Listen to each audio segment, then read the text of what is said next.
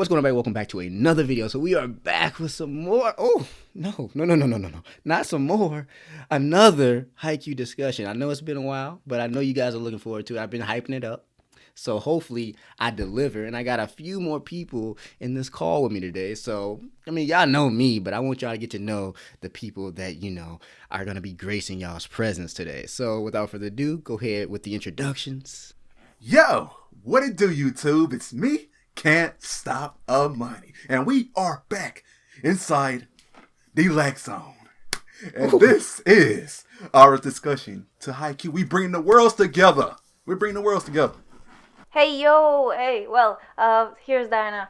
As you can know, some of you have started this YouTube channel like a year ago, and of course I'm doing on sports anime reaction series. So as you can see, tennis, Haikyu, of course, and swimming because, of course, I'm such a fangirl and it's just so hard not to fangirl on these guys. Well then, move on. All right, welcome everyone. We're Semblance of Sanity. I'm Caleb. I'm Jacob. And we're here with LAX for awesome Haikyu discussion. Yep. Mm-hmm. It's going to be awesome. Thanks for having us, man. Yeah. What the fuck is going on, guys? You already know who it is.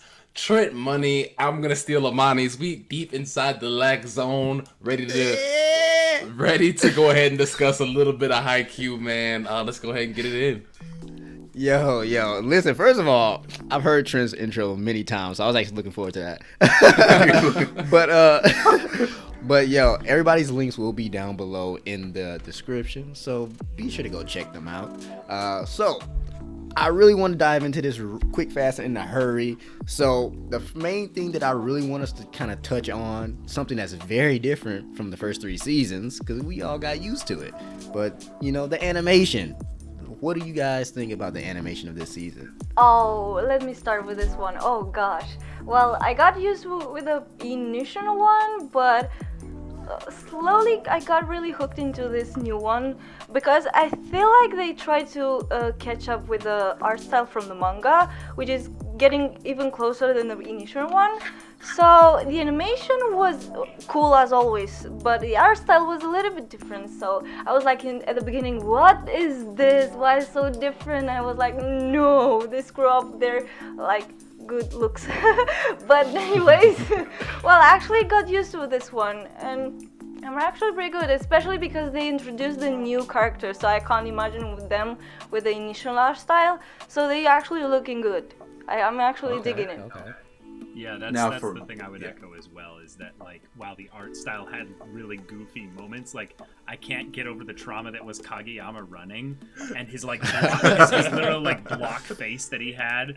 But the animation led to, I think, some really clever directing choices with how they just framed specific shots. There was a part at the end of season 3 that they just redid the entire scene in season 4, and in some ways you can tell, they actually did it a little bit better with how they just set up the shots and everything. So animation, I feel like, was really good. There was just, like what Diana said, there's some clunky art things that happened. For me, the animation there was moments where when it came to just people showing off their jumps, the little hand drawn stuff. Yeah. I was like, oh my god, what? Oh, the detail. Yeah, like that. Yeah, speaking of details, oh my goodness, this season had so many cool details, especially on animation during the games. So during the games, never disappointed. It's so cool. Trent, you got anything to add to that? Yeah, I just thought it was, I didn't know if Semblance of Sanity or were done or what, but as far as just the animation going all the way through, I didn't really notice it being super different. Maybe it's because there was a gap between season 3 and now. Obviously, there was some parts that were a little bit more in that kind of fluid animation style. You know what I'm saying? Mm-hmm. But yeah, other than that, man, I've that's one of the things that I've also always liked about Haikyu is just the fact that they just have top tier animation, basically throughout I feel like at least throughout the whole series. Yeah. I think my whole take on it was the fact that I don't know how long ago it's been since you last watched it, Trent, but I know most of us here recently finished it like last year. Some maybe, earlier this year. So it was a bit more fresher on our minds. So it's kind of like, okay, we see what we got in these 3 seasons, and then season 4 comes out, and in my eyes, it was noticeable. I was like, okay, it's cool. And then, I felt a lot more, power when they was getting ready to do some stuff. I was like, okay, it's like them jumps looking powerful. Them hits looking even more powerful. I like it. Yeah, indeed, the slow-mo scenes always so cool. And they actually kind of kept the art style during the animation, the gameplays, and those very, very cool motion scenes. So it didn't look very different. I actually was a bit afraid at the very beginning that it's going to look very different, but it turned out to be very cool. Very, very cool. Nice. Yeah, so my two best shots, my two favorite animations of the entire show. My first one is, of course, I loved it when Kyoko, when she was running when she had her Oh my god! Yeah, just a wonderful shot. And I also love the little effect. That they did when Hinata and Kageyama was connecting, because they had to shake off the nerves. They connecting, it was all slow motion and everything. Yeah, the little black and white scene. Yeah. Listen, trust me, later on in this discussion, we are definitely going to touch on Kyoko. Definitely. But I do want to kind of get you all's take on, what did you think about the first half? Because the first half of season 4 definitely was definitely focused on growth.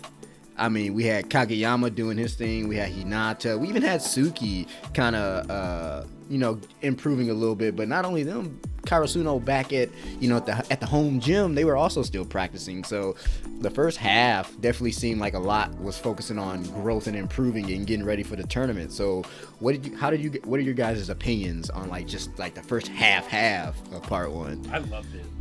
I've heard people talk negatively about it because they felt it was too slow, but I feel like that's because that was the first Haikyu that they were getting after season 3, whereas we had the same kind of thing in season 2, and it was one of the best parts of the show, right? So I personally I thought it was wonderful. Yeah, I really wanted to echo that, specifically with what they did with Kageyama. When they started bringing back the idea that he was relapsing into being the king of the court, one of the things I was really excited about is that he never really fully resolved that character arc. One of the things that was always the end goal in my mind from when he started adjusting to being, in a lot of ways, more like Oikawa by being a captain that would bring out the best in his team. He kind of got the opportunity to look at that again and realize, yeah, I never learned that bit fully. I kind of got it, specifically with certain scenes in season 3 and season 2, especially in the Awajasai Karasuno match. But Oikawa's kind of aspects of, you can be the king of the court. Oikawa is still his own kind of petty bitch. He is who he is. And he is in some ways one of the most inspiring characters in the story because he's had to work the hardest to get to where he is. So when Kageyama has his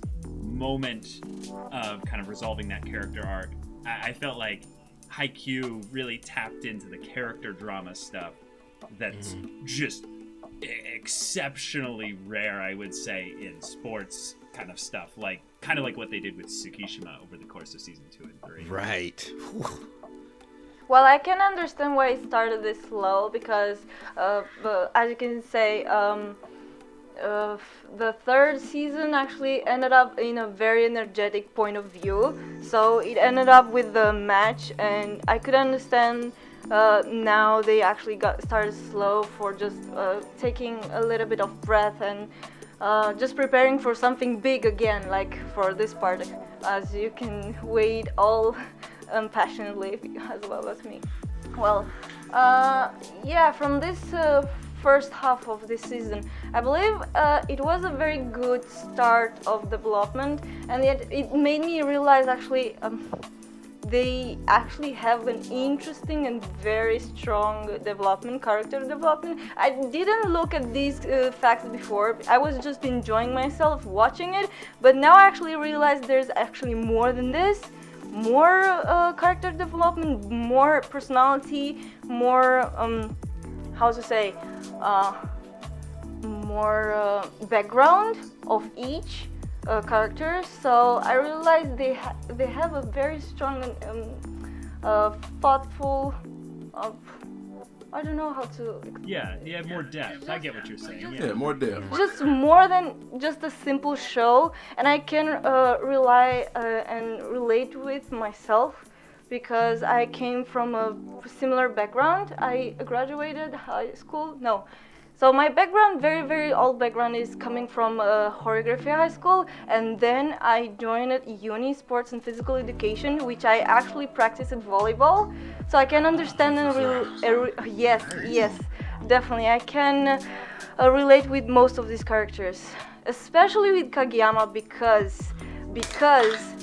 that's a bit touching because he was like viewing from a bad perspective for being a king of the court, I wasn't really accepted in the team because I was someone and they didn't really like me because of that.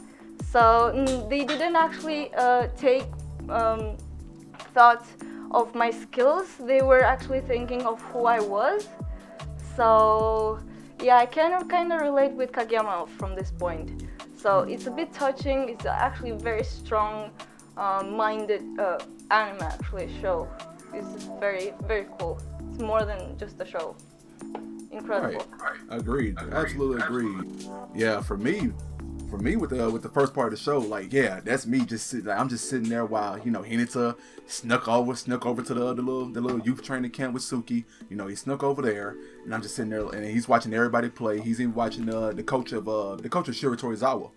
He's even watching watching them coach. He's just like, he wants to get in, but like that first beginning of it, he's just watching him just sit there and watch everybody, watch all the moves, watch all like the movement, and then applying it to him later on in the other half of it. It was really nice, and I'm just sitting there like, I really wanted him in, but at the same time, let him watch, and yeah, Kageyama himself, like if we're talking about all the way up till he gets to he needs to put the crown on his head, roll the towel, put the crown on his head, because Kageyama is my favorite player of Karasuno. He is my favorite player of Karasuno. The whole Tyrant King, yeah, first part of the first season, yeah, the Tyrant King wasn't really the Tyrant King, just pretty much addicted to everybody, but just like what y'all was saying about Oikawa, because I've grown to just absolutely love Oikawa. Oh, in order for Kageyama, at this point. yes, and in order to get where Oikawa is at,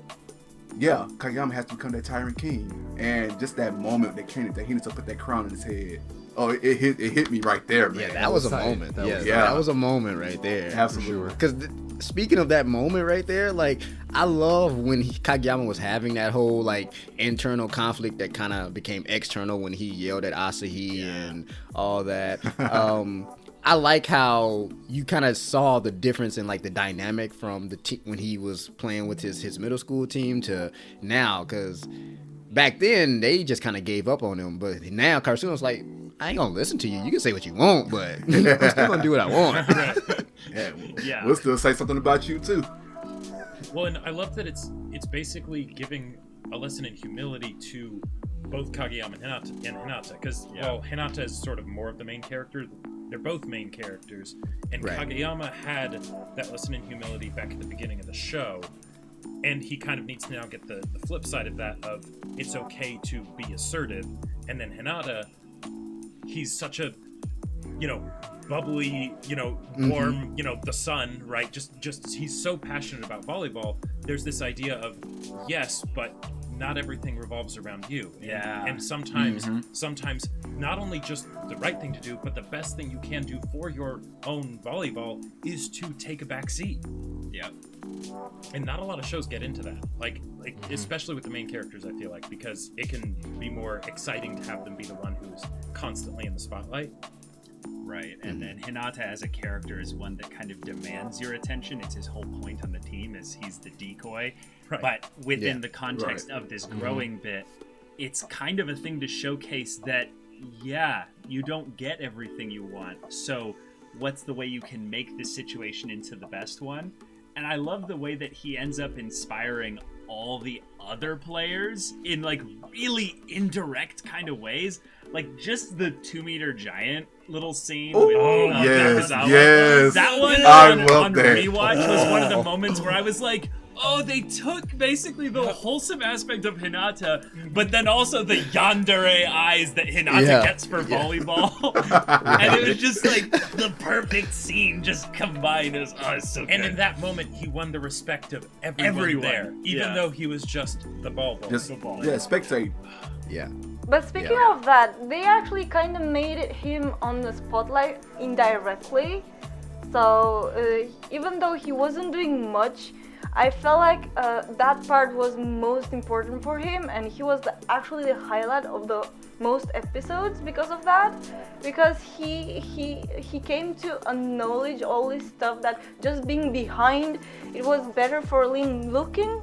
So just looking at the characters, other players, just playing and practicing, he got to understand actually how actually he needs to chill down a little bit and just think about it, just not go overflow too much, because as you said before, he just needs to know how to sit down a little bit and just think about it, about his third moves and everything. Like you said, when during that time, it's like, you know, just like everybody else was saying, he demands your attention on screen. So it's like, though that time was like a time for him to fall back. Obviously, you know, the show was centered around those characters, so we're mainly viewing them, but he definitely needed that time to develop that raw talent into actually like learning the game. You know, when you watch like real sports and they say somebody's like, you know, smart, you know, like you think their game smarts or their like on court vision and stuff like that, and you saw that in that little bounce and shuffle he was doing early on.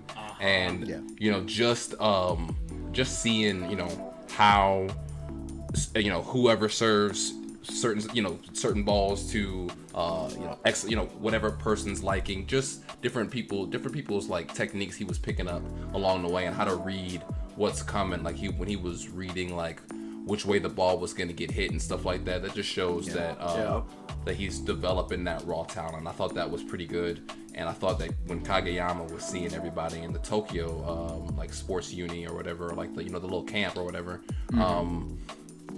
like it was just also dope for him to kind of be like, you know, for him to kind of not be the best guy on the court. Yeah. Like, for, you know, for that moment. But yeah, it's crazy, and that's the thing about it. That's the thing about this show. Yeah, it's a shonen. Yeah, it's, you know, the center point. Yeah, the poster boy on the show is Hinata, but you know, the show doesn't just revolve around him, and sometimes he has to take that back row, and that's what I love about shows like that. Yeah. I mean, all of that was really great, you know, and because it's hard to realize this or to remember that the fact that he's still only a first year. Yeah. And this is still his first time actually playing on an actual team. So he's literally learning as he goes right now. So that's why I appreciated the first half of this so much, because he's finally in a position where he can learn from others instead of just kind of practicing by himself and just kind of hitting the ball. He's actually learning to be more aware of his surroundings and aware of just all the other things that he wasn't paying much attention to. So, like I said, first half with all the growth, I loved it. And we again touching on the whole, not really the Kageyama moment anymore, but the one and only practice match that they had. That was very intense, and I was not expecting it to be. I wouldn't expect. I mean, I'm glad that Daitako came out and showed out. You know, they definitely pushed. They definitely pushed Karasuno, but I was like, we're seeing them trying to kind of get themselves together, because they've all kind of been spread out doing their own training elsewhere, and so they finally came together as a unit to have this first practice match. And you know, it was a little rough in the beginning, but we were that's when, again, we were seeing them kind of come together and learn, and you know, again, that's when we first saw Hinata trying to use the things that he's been learning, which, I mean, you know, doing what Hinata does, hitting the ball with his chest, face, everything else. Yeah. You know. Yeah. Oh, yeah. But that practice match was actually, it was a good starting point for kind of really getting us hyped and ready for this tournament.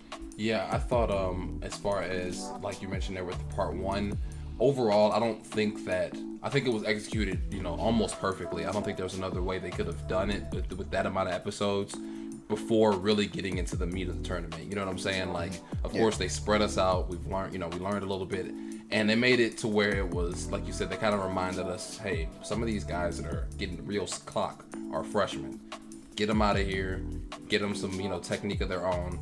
I kind of thought, like, the Daytech game was perfect just because it's like, okay, you made it, they didn't make it. You're going to kind of go into that with a little bit of sauce anyway, you know? Yeah. And they're going to come into it with a chip on their shoulder. They want to beat you because they want to prove to you that they should have been in that spot, you know? Right, and you should win this game because you're going, you know? And, but it's, you know, but obviously, even like you said, like, you're going to have that, like, that rust. You know, you took a little while off. Some of the team was practicing together. Some of the team wasn't.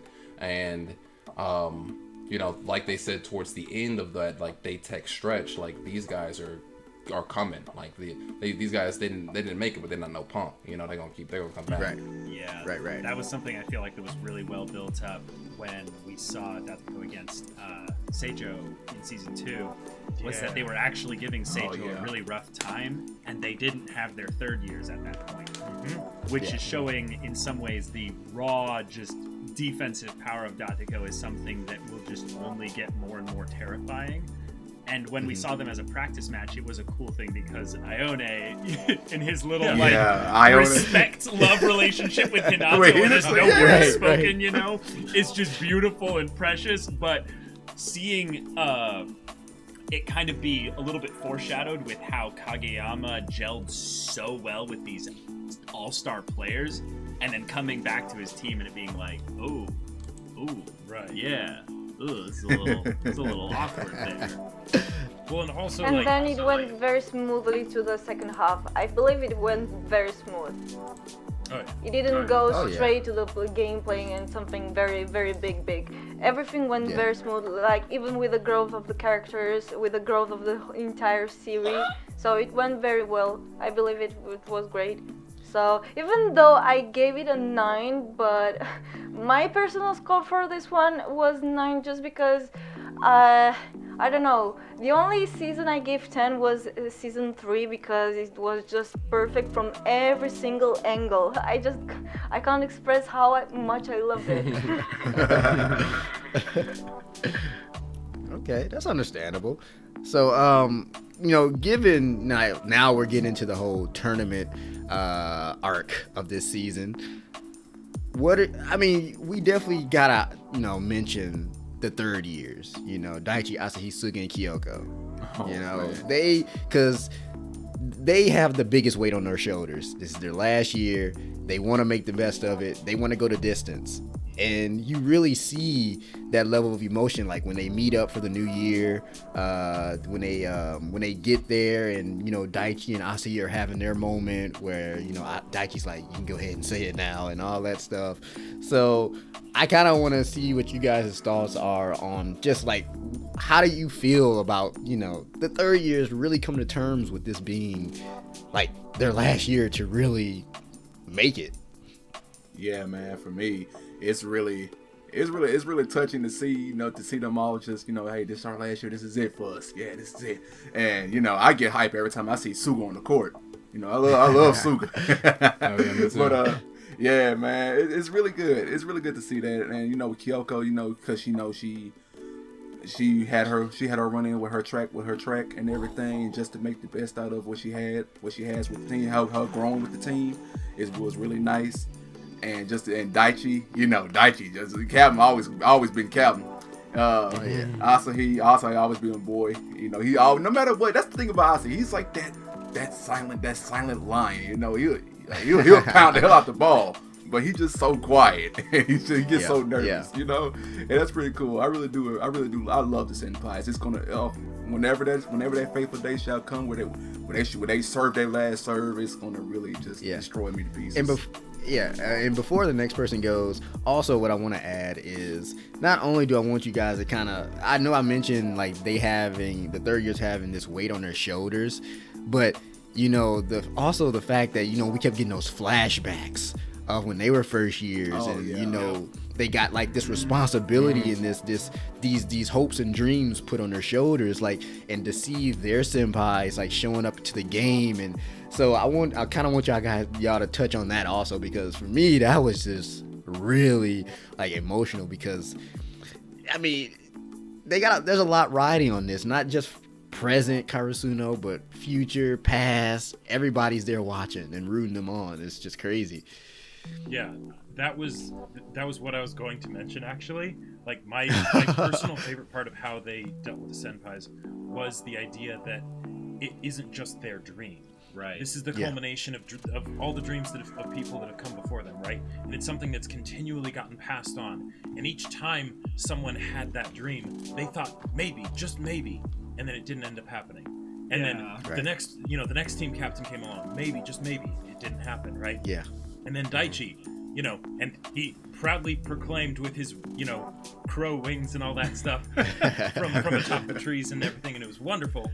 But there's still that idea of, well, maybe, just maybe, like, because he's seen the people that have gone before and haven't made it to nationals, right? And now it's like, with the people we have, this might actually be possible, but I don't know, because I've seen it not happen so many times. And then here they are. Now they're actually going. Right. And it's just Yeah, it's really exciting to see Daichi and Suga and Asahi really come together with this and have their moment of, there's a finality to it for them. Because no matter what, regardless of whether or not they win all of nationals or they lose, like the game against Inarizaki, this is their last year in high school playing with Karasuno.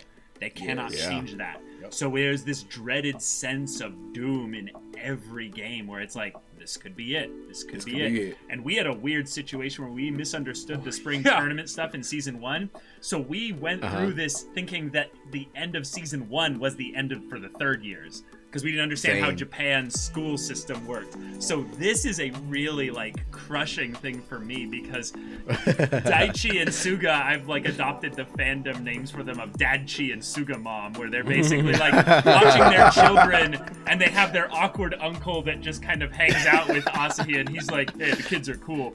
But being like, are we okay with letting them go to the next, to the next level here without us? And then they chose to instead, I think, give that special bit to Kyoko, and her bit and focus that they gave with Yachi and everything was just, that just did me in. That was so perfect. Daichi and Suga Mom, I'm gonna use that. You gotta use it. You gotta use that. It is known. Listen. I'm very afraid it's going to be very emotional when they are going to graduate and they gonna have to pick a new leader. Oh my god, I'm afraid I'm going to cry, seriously. Oh jeez. I was actually about to cry this season because of their all flashbacks and all their past. It was just so emotional, especially from Daichi's perspective. It was a lot to take.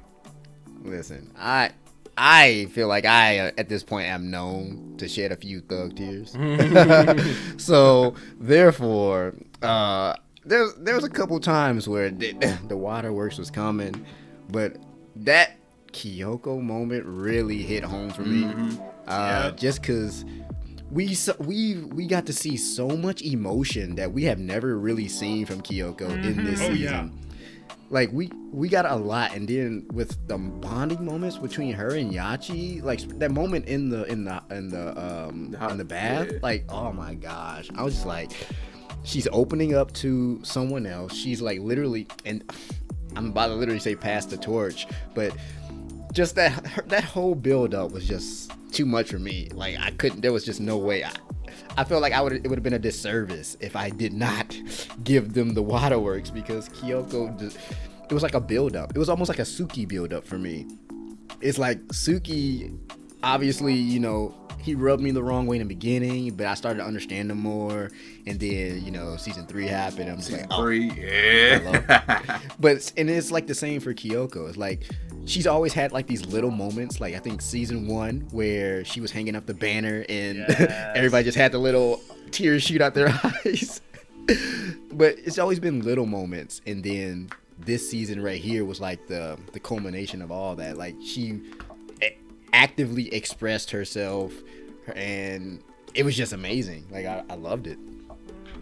Yeah, Actually, I have to admit. Oh, sorry. I have to admit on Kyoko's perspective, and when she was just running and showing off all the track and field scenes, I was like shook. I was so stunned, and my whole body was frozen completely because I did not expect for her growth and her development. I always saw her like in a little corner, but this time I thought she's okay, she's the best girl of this show. Best girl. I was like, oh my goodness. Whoa. First off, before I'm interrupting everybody on this one because I'm sorry. There is only one best girl, and that is baby girl Natsu. I thought you were going to say Nala for a second. I almost did, but I was like, no. But continue. I just had to get that out there. For me personally, her moment was a huge highlight, probably second best highlight from the entire show. I was not expecting for her moment, but. And also, I need to actually shout out for her art style. She looked amazing in this one. I was wow. She's like an athlete. Hello. Yes. I also can relate with her because I did track and field in uni, so I did all the sports in this uni. Yeah, I think you did. And I also ended up graduating this sports and physical education, so that's why I'm enjoying my life watching these sports anime. So I'm so happy. Nice. One of the things I really liked about the bath scene with Kyoko and Yachi is that it felt like a callback to season 2 when Yachi got introduced. Like, to this day, that's one of my favorite episodes in the show. I love it so much. And with Kyoko, like in that one episode, I feel like we got more words out of Kyoko than the whole rest of the show put together. Like, because she's a soft-spoken person. Right. And, But seeing how that sort of passing on the torch, like you were saying, how that was for her when she doesn't actually play in the games, right? Mm-hmm. Because that's one of the things that they've touched on, but not to this depth before. And the way they did that was just absolutely wonderful. And then eventually she is literally going and getting the thing to bring back so that the game can actually happen. Yeah.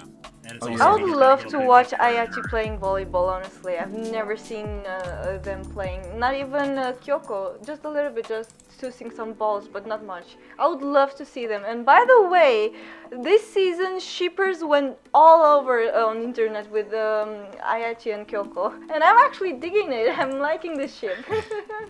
Oh my goodness. Sorry guys, I'm a shipper, so I'm a fangirl and a shipper, so in all these anime series that I'm doing reaction, I'm a shipper and I ship all of them. Well, not with me. Okay. I would rather ship between them because, yeah, why not? Okay. So, I actually had this whole topic under the whole moments that we appreciated from this part of the season. Obviously, I wanted us to touch on the Kyoko and Yachi moment, but I also want to touch on it was a very short moment, but we got to see Hinata, or I guess I should say Shoyo, in the role of a big brother when he was kind of teaching Natsu, just that whole moment. I was like, it was short, but it was well deserved, well appreciated, and I was upset because I was like, listen, I need Natsu at every match now. Like, I need her there. She needs to be there to cheer him on. And maybe I'm tripping, and correct me if I'm wrong, but I don't remember seeing her in the 1 through 3. She was only in the season 1. She yells at Hinata, "Wait to wake up." Did we see her face or no? Yes. It was a glimpse. Okay. Like we saw her. Yeah, we saw her. Yeah, she was a little smaller. Okay. Yeah. Yeah, we saw her like one time because this was like before his first match. He was real nervous. He wouldn't go to sleep, so she told him like, "Shut up." Yeah, because when we saw her, I was like, okay. I was like, wait, did we even? I think in my reaction, I was like, does she even? I was like, okay, he has a sister. I was like, did we know this? Yeah. I was like, wait, yeah. And with that scene, one of the things I loved about it too is that it shows how Hinata has grown from how he was at the beginning of the series. Because most of the time in the show, now that he has a team, we see him practicing with the team. But then seeing him doing things on his own, by himself, and just from that, we can see how much he's grown, right? Even though he's not actually spiking the ball or anything like that. And that was such a nice contrast to how he was at the beginning of the show, as sort of like a calm before the storm that is Nationals. Yeah. And peep that practice drill, that little practice drill Hinata was doing, you know, with the little ball. With the sit down and the stand up and the fall back. That was crisp. It was nice. It was nice. Killing it. All right, another thing I wanted to mention, because I'm sure a lot of y'all have noticed, because it was kind of in our face quite a bit, the amount of screen time Tanaka and Kanaka got. It was a lot of screen time, and I was here for it. I appreciated all of it. Hey, you got a chance. She felt like such a good, real character to add to the cast as kind of a, hey, when Kyoko goes on to whatever Kyoko goes on to, Tanaka will be a third year, and having maybe the equivalent of like Daichi's, school friend, I forgot her name, but having some kind of thing like that where it's not only is she a character that's, very much supportive, she is a volleyball player. She is a nationals level volleyball player. Yes. And also her backstory with Tanaka and how he basically uses his kind of almost like abrupt, abrasive bully self to protect her from people, and then it's like, she's so tall and she's doing volleyball because of Tanaka. Yes, I'm with you, Alex. I'm here for it. 100%. Yeah. Not to forget that Nishino was almost sleeping on her chest. So yeah, I was just about to say that. He was thinking God, thinking Hinata and everything. He's about to have that. Nishino just gave it. He's like, I guess this was the will of the gods. The accidental slip up moment. He's like, thank you, Hinata. Thank you, God. And boom, she caught him. That was funny. That was hilarious. But yeah, like I said, I appreciated the amount of screen time they got because it was unexpected. Yeah. Like I was thinking like this was just gonna be like a one-time thing. Tanaka sees an old friend, and that was gonna be done. But he saw her again, and then he saw her again, and more words were said. I'm just like, and we got backstory, and I'm just like, Haikyu, what are you setting up here? What are you trying to do? Hold on. I loved about this how he got to acknowledge the fact that he can think more wise about him and his personal life, because all he did this whole time was just looking at Kyoko together with Nishino, but he didn't think about that he can actually look at other girls. So that point was like, oh, wait a second, now you're realizing you can be just a literal man and just go for girls, because there's not only Kyoko there. So wow, that moment, and he misunderstanding everything was amazing. About the guy, Mr. Prince Charming. Yeah, right there. her cousin. Yeah. Baka. If they had a moment where the show genuinely worried me that they were gonna fall for some relationship contrived BS, that he would actually not resolve things any further, but then they were like, wait, no, we clear this whole thing up, you're cool, dude. And he's like, but it still interrupted the moment. Yeah, but still, I was very much glad that they didn't go for the cliche of, oh no, now we can no longer be together because of a ridiculous misunderstanding. But yeah, I and just the end all to that whole moment, obviously when they met again the day of the match, and she was like, listen, Oh, see, first of all, I pulled an Endeavor, but you just watch me. So I was like, Hey, just watch me. Just watch me. pretty much. So I was like, okay. And then Tanaka kind of said, oh, wait, hold on. She really is. She's leaving me behind. I can't let that happen. So Tanaka kind of decided, I need to step my game up a little bit. So I like he has that internal drive going for himself also. And I know we definitely kind of, we're about to blow past this, but I do want to touch on the very first match of the tournament, because a lot went on in that first match. Like quite a bit. We got to see, we saw a lot of people stepping up. Like a lot of the training that they were doing, it kind of came to fruition in this first match, and we got to see a lot going on. So, I mean, the first thing I really want to touch on is really Hinata's, really use of his awareness and actually being where he needs to be when the ball was, about to get hit. Actually getting there. Nishinoya actually noticing. Like, he's like, oh, he was there on purpose. I love that. Yeah. I love that about Noya. Yeah. But yeah, so what are y'all's thoughts on just like that first match in general? Like, where are y'all heads at? For me personally, I love that Nishinoya got to do his Rolling Thunder, and he was like, oh, so happy. Rolling Thunder. Even some real volleyball players did a thing that Nishinoya did. So they were like on viral on Twitter, or I don't know, probably TikTok. They did something like that, and I was like, wow, even real volleyball players are doing this. Well then, other thing, I was actually surprised, and I was a bit weirded out. Not necessarily weirded out, but it was weird to see from the other team having those kind of bandanas with a pony thing. I don't know how it looked like with a bandana. Was that the first team, right? With the bandana and Tsubaki Hara. Suba Academy. Yeah, well, that team that they were playing against in the tournament. They had a very interesting bandana, the other team, but I don't know the name. Not from the practice, it was from the tournament. Right. But they were actually very, very determined, and I was surprised how they didn't give up, none of them. It was very intense, even the first match, so that was cool. Yeah, well, that's always appreciated, because, I mean, if you give up, then what was the point of being there in the first place? And they had something that was pushing them, because I believe they said they went out the first round the previous year. Right. They lost they never made it past the first round in the first year, right? Or the first time they went. Right.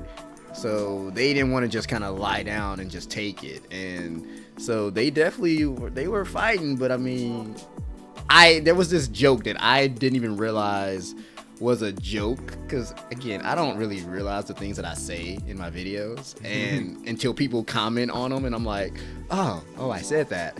And I remember before the match even started, Suba was walking up, and I was like, who's this? The first victims? And I was like, I did not even realize like it was gonna be that funny to everybody. I was like, I mean, I was being realistic. I know my boys ain't going out first round. At least, right. And I don't know anybody on that team. We can't lose against this. Yeah, we can't lose against no names. I tried to see about it.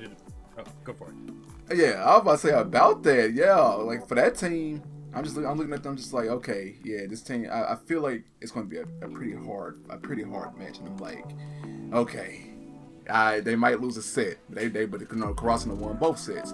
But just that team alone, they have. I really feel like I really want to see them again, especially the boy, the first year boy, first game, the underhand serve. Yeah, because he was destroying that thing consistently. After he hit old boy in the back of the head. Yeah, I love that. It definitely felt like the match where they were trying to show us that there's other people whose dreams were to get to nationals. Right. Mm-hmm. But not everyone's dreams are going to be fulfilled beyond just getting to nationals. And then at the end of that episode where the match ended, or it was like the next episode after that, they made a point that was like, like 30 or 40 teams left that day Yeah, or something. just that quick. that was crazy. And so this team, you got this vibe that they were there to showcase how Karasuno needed to gel and come together. Like that moment where Kageyama goes like all like 3D battleship. Yeah, like- 3D battleship. Like everything Yes. gets gratified, and he's like, "I'm here, Yeah. guys. I'm sorry if have Yeah. kept you waiting." Sorry. You to keep realize like waiting. Karasuno Yeah. was going to win, but for the other team, you realized, oh, Mm-hmm. this is like that team back in the previous season when Daichi's friend was on him, and you realized Karasuno's just going to destroy them. And they had dreams and aspirations to be here, but I'm sorry, it's not going Right. to work out for you. So it builds up for me the eventual thing of Karasuno losing, and I'm just going to say that early a bit in the thing. Karasuno is not winning nationals. I'm sticking with that. Oh man. And it's gonna hurt. mean- It's gonna hurt. And that's a fair statement. I mean, as much as because we can be big Karasuno fans, we can want to see the boys go the distance, but in reality, we still got some first years that are still learning their own play style. Like we see them, they adapt fast, but we see the level of play that they're going up against, and they might make it far, but I just feel like taking it all, this might not be their year. Now, I would love to be proven wrong. I would love to be proven for sure. wrong. Like, please prove me wrong. But I mean, I just have to agree with you. Like, I don't think they're gonna win it all. I don't. Yeah. This is Unfortunately, I so don't scary. Just think about it. It's just so scary because all of us are like believing in Karasuno and we trust them, especially from training so much together. And even though, despite them being silly all the time, they're actually doing their best. And it's just, it will be very, very harsh and very hard taking a loss. Yeah. One of the things that I really appreciate that they did in this first match that kind of goes alongside the idea of Karasuno doing their best is that they specifically put things in the way so that Karasuno couldn't be at the top of their game for that match because they hadn't been to nationals before. Things like not being Spotlights. used to the stadium or the lights. Yeah, the lights or Hinata losing his shoes, different things where it's like, we know they're going to beat this first team, right? Like, they're going to take them out. But it's not just going to be a cakewalk, Yeah. And like, so I have two more things I want us to touch on. The last one might be a little bit more in depth, but this next one, I want to when I'm about to butcher this name, Imani, you know what I'm about to say. All right, go ahead. Hoshiumi. Hoshiumi, you got it. Hoshiumi. His presence alone was. It's almost it's powerful, honestly. It really is. Like when he is on the court. Well, first of all, when he was sizing up Hinata, that was awesome. I like that whole moment. But when he's on the court and you see him what this man is capable of, and like them pretty much comparing him to like the little giant and Hinata, like first of all, Hinata being reeled in to the point where he's like, I need to get closer and see this. Like, I was nervous. Even Suga even mentioned this. Suga was like, I wonder how Hinata feels about all this because he's always one who doesn't get nervous and stuff. So I was like, wonder how Hinata feels. And Hinata comes back up like, Yeah, he was even more happy to be determined. here. Hell I'm yeah. so happy to be here. Oh my They god, got him Hinata. Hinata was even more determined after seeing him. He was very happy for seeing such opponents and like he's actually very freaky, this little giant, very freaky, but I'm very happy he's voice acted by one of my favorite voice actors, Hanae Natsuki, and he's also a YouTuber. Well, very, very suitable for him as well because he's very freaky and it suits him, like even the voice, especially when he screams, it's very suitable. Well, this little giant, I thought at the very beginning that he's very similar to Hinata, but many people are saying that they're not very similar from the volleyball skills. He's actually better than Hinata from some That's what it point. looks like. Yeah. So, Oh yeah, yes. he's definitely like Absolutely. But Absolutely. well, for me, I thought they're actually very similar, but no. Actually, this little giant is very scary, and he actually can beat. I believe he can beat Hinata. Oh yeah. I think you're right. But at the same time, I think Hinata has, again, raw talent. He just doesn't have that in-game awareness yet that this guy has. As far as he's just, I think that's what we were getting this arc too, or this, that he's getting or starting to get there. But this guy is doing everything, like and Hinata's just really starting to really truly learn the value in his specific position alone, let alone being everywhere on the court. But he's just now being the best decoy he could be. Go ahead, bro. My bad. Oh no worries. The Hoshiumi thing that they kept bringing up was that everyone underestimates him and doesn't take him as seriously because of his height. He's short. And then he gets super insecure when people are like, "Oh, were you surprised that you won or you lost because of your height?" and how much that pisses him off. I loved that Hoshiumi was this character that we were setting up based around a flaw, because when we first saw him with Kageyama, the coaches were just raving about how he was perfect, which was like, he can play any position. He's blocking Kageyama like it's no big deal when Kageyama goes to spike. He's setting, he's spiking, he's just doing everything.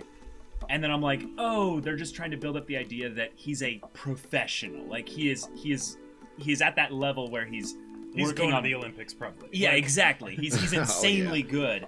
But then when we get to know his character, like what his actual like personality is, he's actually he's got some pretty serious flaws in the personality side of things that contrast nicely with his near perfect volleyball play.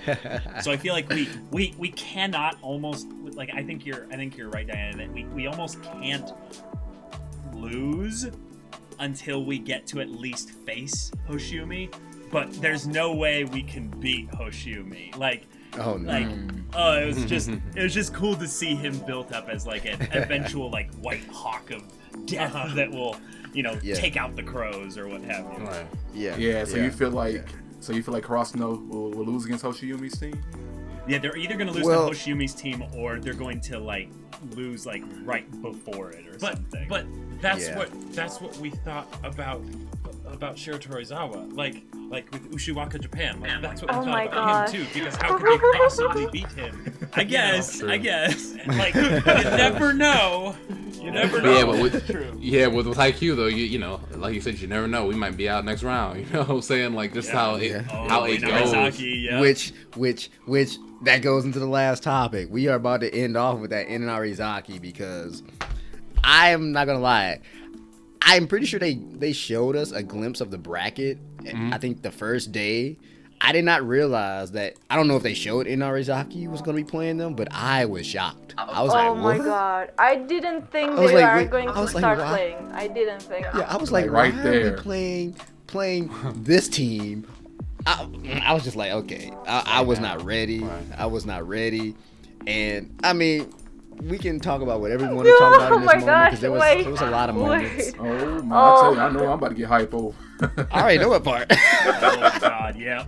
So you are saying you weren't ready for this team, but I wasn't ready for the twins? Oh my gosh! The twins. Hey, that was a shocker. Oh my gosh. Like those guys. And like I was already like, man, now I have to get used to calling him Atsumu because I was calling him Miya for so long. And didn't know he had a twin. It's like, this is tough. And I was like, he's already a problem. You telling me he has a twin brother who was probably gonna be a problem as well? Right. And then like you can tell that they were in sync with what they were doing with the little split serve. Oh, I love that. Oh my gosh, yes. Oh my god. I love that. Man, I was like, this team is gonna be a problem. You guys, you cut out for a second. Were you talking about when they did the little back cut or whatever? Yeah, when they did the little. Oh my gosh! What happened. Yes, I had to rewind it like 3 times. Yeah. Got your ankles broken. I was like, wait, what? I was like, who is he? And look, and before we get into the actual extenders of the match, I just need to point out the beginning before. Look, because it's one thing because they got their crowd. It's crazy because they got their crowd, but Karasuno got us. They think they louder than us. They think they louder than us because the marching band. I'm not gonna lie. Hats off to the marching band. Now, for those of you that did watch Naruto, am I the only one? For those of you that did watch Shippuden, Naruto Shippuden, am I the only one that caught that in like a way they kind of put some extra notes into it? It sounded like they was playing Bluebird. Oh! Listen, I kept seeing people say that, but I was like, when it first started playing, I was like, I feel like I recognized this, but I was trying to think like, is this another, OST from Haikyu? Right. But I was like, I don't recognize it, so it may have been, honestly. I didn't even notice. Yeah, it's definitely. And we also gotta pay respects to the fact that my man's cut the whole band off. Like, man, he silenced that motherfucker. He put his hands up and closed that bitch. And he just conducted that. I said, hold up, wait, what is going on? With that cold look in his face, man. I said, who is this guy? He didn't give a damn. And then when he looked back at the girls too, his man's yo, savage. I felt attacked. Jesus Christ. like he took everything that Oikawa was, and he basically dialed it up to way more conniving, way more controlling. They always talk about how the setters are like the control towers of the team, but he almost takes that a bit too literally with having hand signals and stuff, and then calling them squealing pigs. It's like, oh my god, I almost from that scene alone wanted to go in with Jacob on the idea that actually the twin low-key has to just kind of deal with this guy. This guy is he's cool and we gel with volleyball, but he's got some problems. He's got some internal issues. Right. But you remember when soon as you heard the girl say ready, his brother was like, uh-oh. His brother literally said, uh-oh. Yeah. He said, uh-oh, as soon as they said that, because he knew, he does not like people to say nothing during his serve. Yes, his brother knows exactly what pisses him off. Exactly, but he also called him out when he messed up his serve. He's like, that was lame. So it's like Atsumu, he has his personality is he's intense, but he also can kind of he's not so intense, he can kind of accept the fact that he kind of screwed up, but that's only because it's the beginning. I don't know how intense it's gonna be when we're biting our nails and it's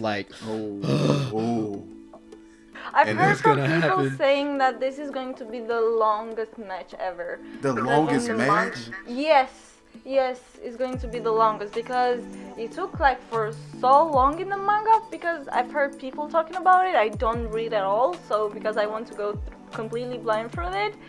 So it's going to be the longest match. Because Shirato Ozawa was 10 episodes, but Yes. Yeah. Wow, actually that's a good point if we want to get into some predictions here. Do you guys think that the reason why they split up the seasons is also because pacing wise? Well, I think the main reason is just to give their animators a break. But also potentially because we might get a 13 episode match. Maybe not the full 13 but maybe 11 or 12.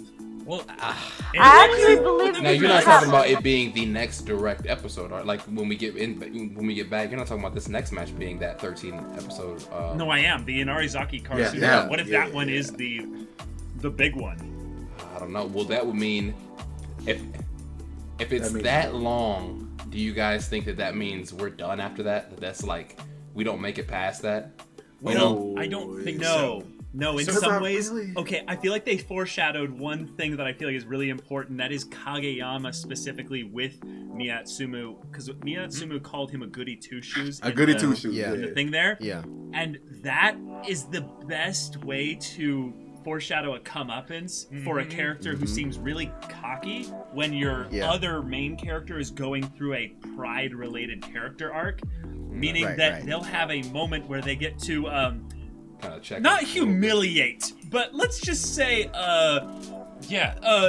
Well, make them bow before the true king. I don't know. I think what it is that Sumo, and this is one of the things where I would be really excited if they did have like a full. I mean, of course, I'd be excited if they had a 13-episode match, but I think it'd be really fitting because Kageyama has been kind of coming full circle on his arc of being the king of the court and figuring out how to do it in the right way, the more Oikawa kind of way, right? And Atsumu helped instigate that, right? Because he was poking at it. But the perfect way then for the comeuppance to be had is not just that, you were like, oh, a goody two-shoes, right? So it'll feel better, like for Karasuno when you beat him. But it's also something where we can see how he didn't go full circle on the growth in the way that Kageyama did. So that way, it's not just a thing of the difference in skill, but also the growth as a person that maybe he didn't go through completely, and maybe he should have. Yeah, a good point. And I believe Atsumo is like that kind of a character who likes to tease his opponents just to make them feel bad or somehow like not superior, because he acts like superior against. It's gonna be a very intense match, and I definitely think it's gonna go the distance. I think it's gonna be a lot long. Well, not a lot longer, but I definitely think it's gonna be longer than the Shiri Torizawa match. But there's one last thing I do want to touch on before we end this is the difference in this. Why I think this match is gonna be tough on Karasuno is just because of the play of the crowd. Because I mean, this is the first time ever we actually heard boos. Booze, yeah, Yeah, right. that pissed me off. That messed up Asahi. Yeah. Like, no. Yeah, so that right there, and we know how Asahi how he is. He's kind of timid a little bit. So exactly. It might get to him if they keep booing him and he keeps messing up, or if he doesn't get his spikes and stuff like that. So I feel like he might have to overcome that, or somebody's going to get in his head. I would love to see Noya be like, not again. Oh, nah, yeah, they close like that. They close. Oh, Yamaguchi came in clutch. Hey, man, Yamaguchi. Practice match, so I like that. But yeah, I think everybody's going to have to step up and really show what they've been working on to beat this team. Like, everybody. I want to see the third years from like the senpais of the senpais, be the ones that maybe are like joining on the sidelines. I don't know if they can come down to the court there, but they can maybe come in and just kind of give looks and maybe just some talks or what have you during timeouts or something where they'll be like, hey, you got this. And just even the slightest bit of words, because for Asahi and Suga and Daichi, if this is their last match, then almost to quote Theoden from Lord of the Rings, that I would have it be such an end as to be worthy of remembrance. Like I'd want them to go out in the biggest bang, to have the craziest, highlight moments. But who knows? I know. It's, oh my gosh. I really all we can do is speculate how this is going to turn out, because again, we won't know. We really won't even get into it until July when it comes back. I'm very afraid it's going to be so emotional, so damn emotional. I'm Yeah. not ready to cry. Yeah. I'm not ready to cry. I've been crying for like in most of sports anime shows I've watched so far, especially at the end of them, because I kind of tend to be very emotional and cry baby. Oh, absolutely. At the end of shows, at the end of shows, like for sports anime, even at Free Watobi Swing Club, if you ever watched that one, I cried at the end because of them just finishing everything. It's just it's just so much, and Haikyu being this huge is going to be overwhelming for me. I cried at the end of season 3, so this is going to be. No spoilers, But so I mean, unless anyone else has anything to add to Lex, I wanted to ask, man, because I wanted to just little quick questions that y'all just a single answer to, because I want to know about everybody. What's up? Yeah. So, what did we get? Yeah, that's right. So, the first one, who's y'all's favorite player on Karasuno? Don't ask that. Oh man, why you gotta do me like that? I can't choose my children. I can't. Yeah. I'll go first. I For know me, I it's know. Kageyama. Okay, Kageyama. Kageyama, your favorite character on our team right now, right? Yeah, Or just my in favorite player. general? Yep. Yeah.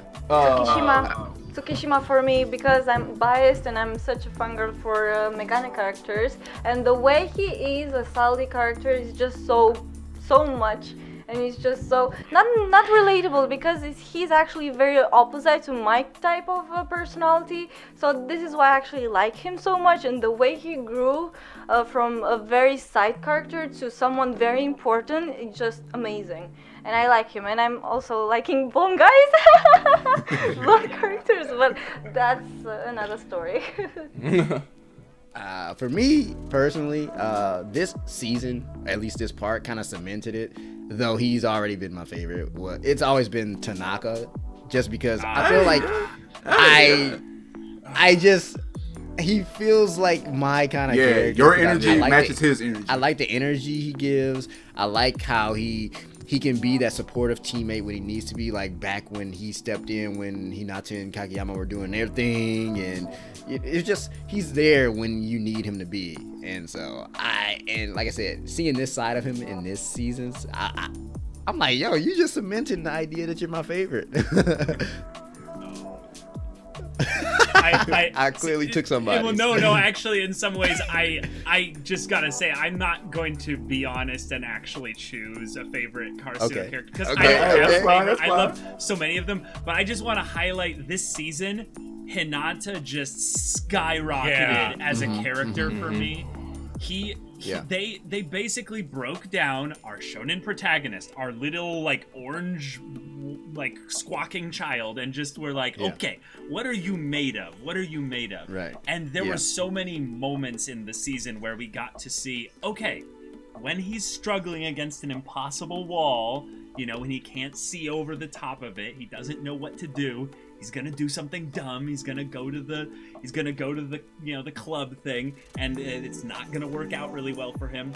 But there's gonna be these people that he will end up having a rippling effect, like a good proactive protagonist should. And then I also just really identify with the character who has that one thing that they're really good at, but they oftentimes bump into people that just do that thing better, and a bunch of other stuff. So interactions with him and Ushijima and Tendo, even Koganegawa, just funny little moments like that where I was like, Hinata, the sun child. I don't know how. I just love you.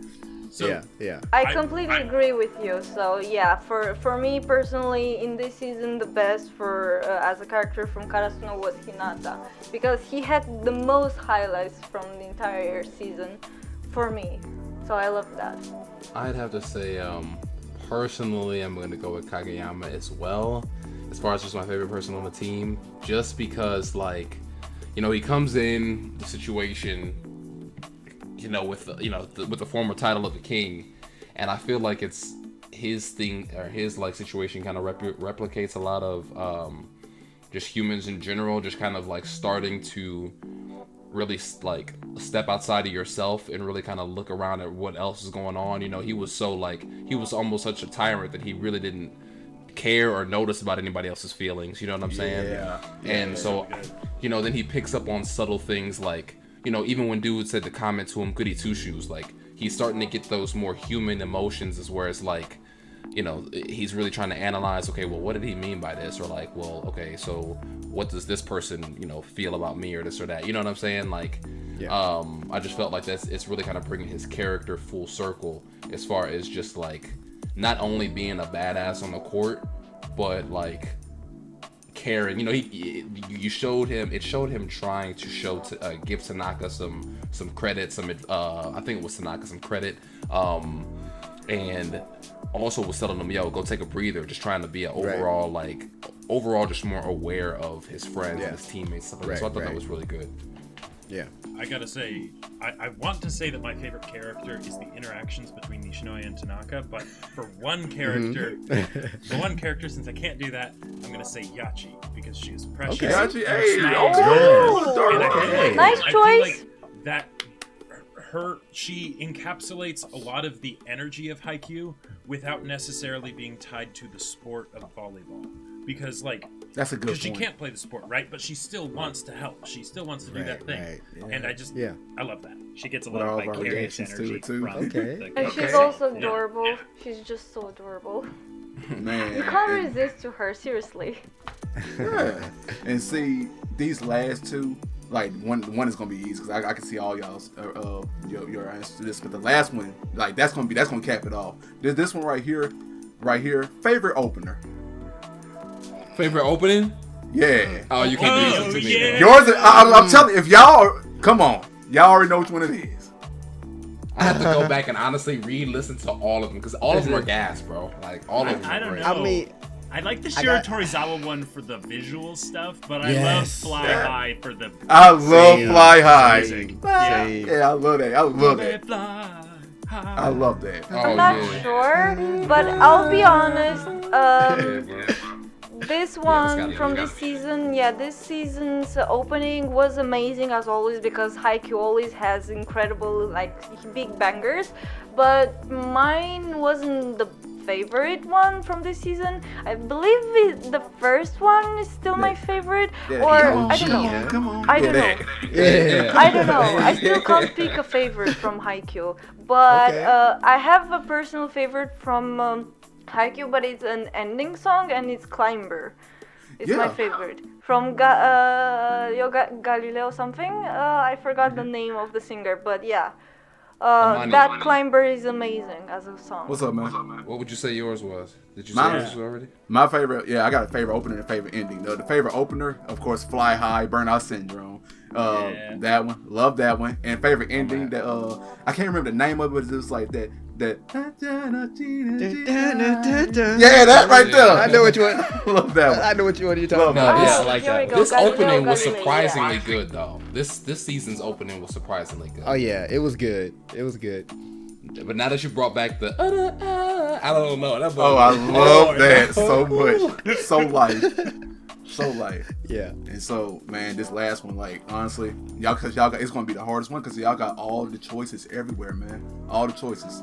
So, well, not because you can't pick Karasuno. Outside of Karasuno. Oh, yes. If any of y'all, if y'all had the one choice to pick a team to play for, which team would it be? Fukurodani immediately. Akashi and Bokuto and I would just be the dumbest trio of dumb bros ever. Oh yes. I identify with Bokuto on a spiritual level. I love Fukurodani. I love a person who's Bokuto, so I need a friend who's Bokuto spirit, seriously. This man has the entire world around him, seriously. And also Akashi. literally, because I got two. I'm gonna end up picking Alba Josai, but I'm gonna pick Alba Josai. But the only reason, literally, because I love the players on the team, but the only reason I would go to Bokuto's team is just to be right next to him. He's like, hey. Oh, hey. Literally, that's the only reason. But I'll pick Alba Josai. But now that you are asking this, actually I would pick Shiro Torizawa for training and the one from Bokuto just for hanging out.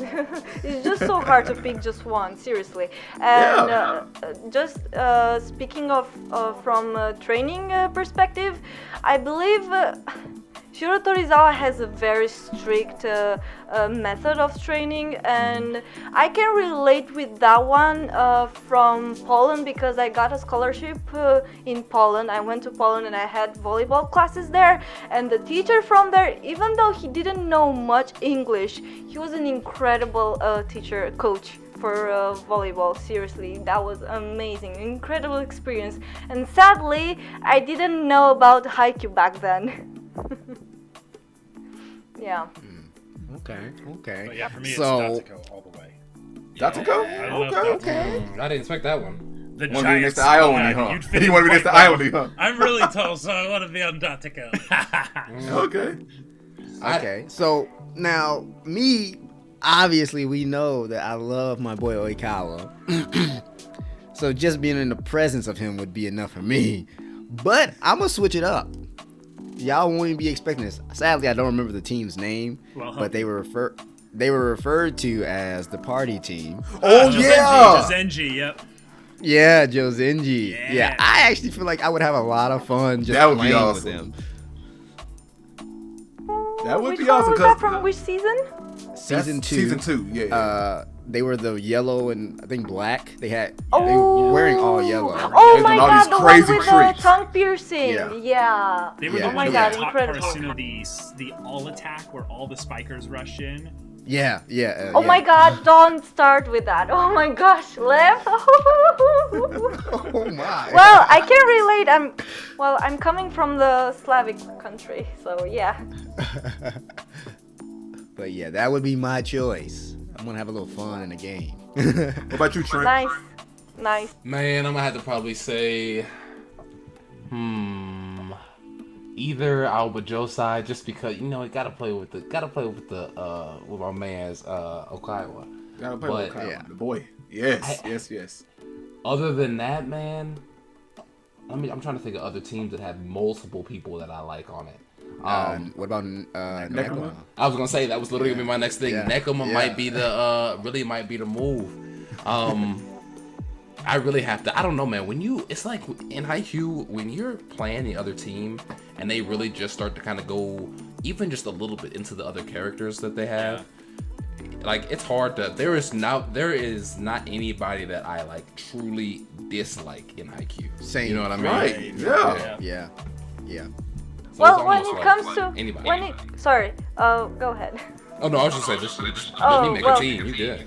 When it comes to Haikyu, it's so hard to just dislike one or just pick one because each team is just amazing and perfect. It's really hard to pick just one or two. Yeah. It's like all of them. Especially if you're a big Haikyu fan, you just gotta love them all. Yeah. So, was that it, Amani? Yeah, that's pretty much it. I'm not gonna lie. I would love to see everybody's Bokuto impression. Oh yes. to sign off with it. Oh my god. Let's just go down the list here. Each person like one at a time. Just belt it out. 3 hays. Like. Well, they gotta be hardy. Yeah. So you first, Amani. Yeah, you first. Oh yeah, exactly. Okay. Oh yes, sir. All right. Yeah. I love it every time you go in there. Hey. Ah, Hey. Hey. Hey, there it is. Hey.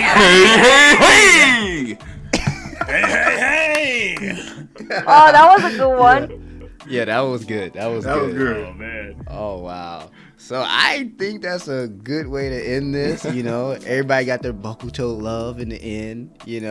I appreciate everybody that came through. Yeah, this was actually really enjoyable and surprisingly wasn't as long as I thought it was gonna be. Yeah, right. Yeah. That was pretty Yeah, good. solid. I appreciate this for having us. Yeah, thank you so much for inviting me. Yep. Oh yeah. I try to bring the community together a little bit, because I know we're all doing our own things, and I just think it's a good thing to kind of every once in a while try to get us together, let the people know that we support each other and we like to see each other grow and prosper and do everything. So I think this is just one of those things that I want to keep doing. If I find something that we're watching similar, I might reach out again and be like, yo, I see y'all watching this. Did you love it? Did you hate it? I need to know. Let's talk. Absolutely. I can scratch Similar Insanity off my list. Finally. Dude, this is loads of fun. Yeah. Oh, but any parting words, or are you all good? Sorry, you've been cutting out a bit. I'm sorry. I said any parting words, or you guys are all good? Oh yeah, we're good, bro. That's pretty much it. Alrighty. Thanks for throwing this together. Yeah, for sure. Yeah. Stay safe and healthy. Haikyu in July. That's when Oh my God. we're back. We're going to be July. there. Yep. All right, so appreciate you guys for coming through. If you guys did enjoy this video, remember to click the links down below. I am linking everybody's channels down below in the description. And again, this video was long enough, so y'all don't want to hear me talk no more. So see y'all in the next one.